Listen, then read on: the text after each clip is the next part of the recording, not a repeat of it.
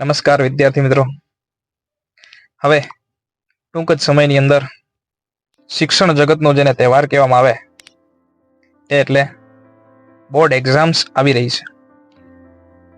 અને જો તહેવાર આવતો હોય તો આપણી અંદર એક આનંદ, એક ઉત્સાહ હોવો જોઈએ.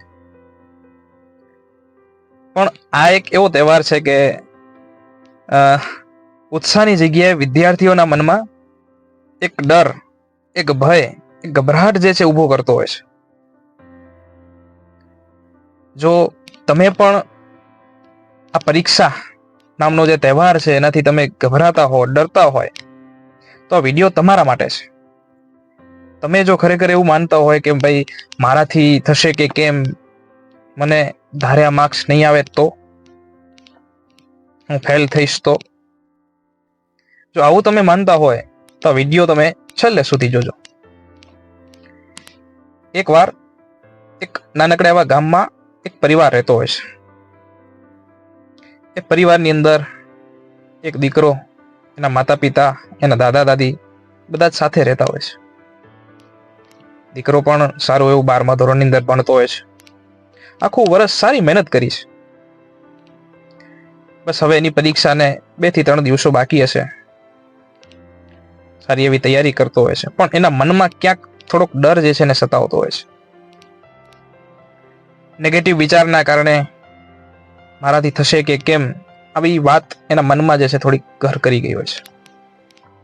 તો એક રાતે વાંચતા વાંચતા એને ઘરે લાઈટ જતી રહે છે.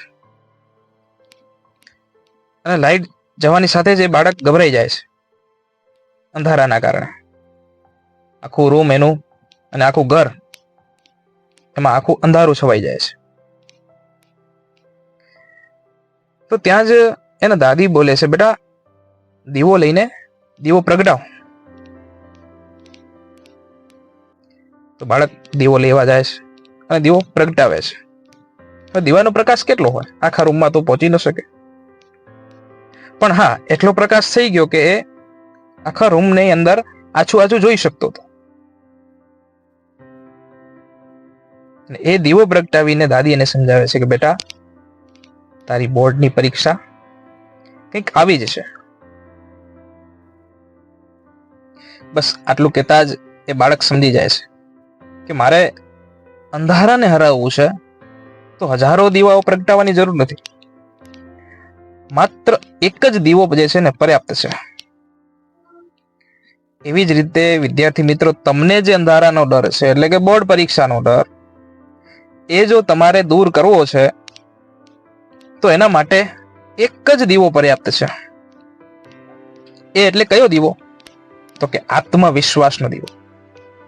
તમે કરેલી જે સમગ્ર વર્ષ દરમિયાન જે મહેનત છે એના ઉપરનો વિશ્વાસ, એની સાથે સાથે ઈશ વિશ્વાસ પણ.